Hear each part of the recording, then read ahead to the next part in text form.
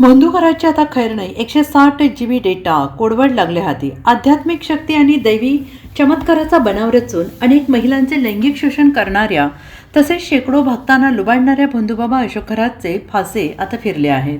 सध्या अशोक खरात हा पोलीस कोठडीत आहे आणि पोलिसांकडून त्याची चांगलीच चौकशी केली जाते आहे. आता या प्रकरणी नाशिक पोलिसांनी स्थापन केलेल्या विशेष तपास पथकाने SIT अशोक खरातच्या गुन्ह्यांचे धागेदोरे शोधून काढले आहेत.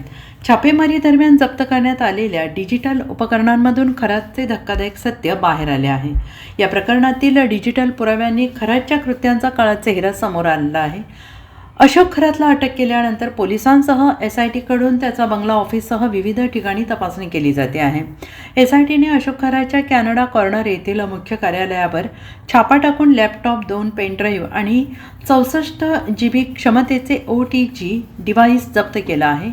या उपकरणांच्या फॉरेन्सिक तपासणीमधून तब्बल 160 GB डेटा रिकव्हर करण्यात आलेला आहे. यातील प्रत्येक पुराव्याला ABC कोडवर्ड असे कोडवर्ड पाहायला मिळत आहेत आणि यातील A हा कोडवर्ड असलेला फोल्डरमध्ये महिलांच्या लैंगिक शोषणाचे आणि अत्याचाराचे स्पष्ट संकेत देणारे व्हिडिओ आणि चार्ट्स सापडले आहेत. हा सर्व डेटा नोव्हेंबर 2023 ते डिसेंबर 2024 या काळातील आहे आणि यामध्ये अशोक खरातने केलेल्या अनेक संशयास्पद व्यवहारांचा संवादांचा समावेश आहे. अशोक खरात केवळ शोषणावरच थांबला नाही तर त्याने भक्तांची आर्थिक लूट करण्यासाठी मोठे जाळे विणले होते. या तपासात आता महेश कलंत्री या नव्या पात्राची एंट्री झाली आहे.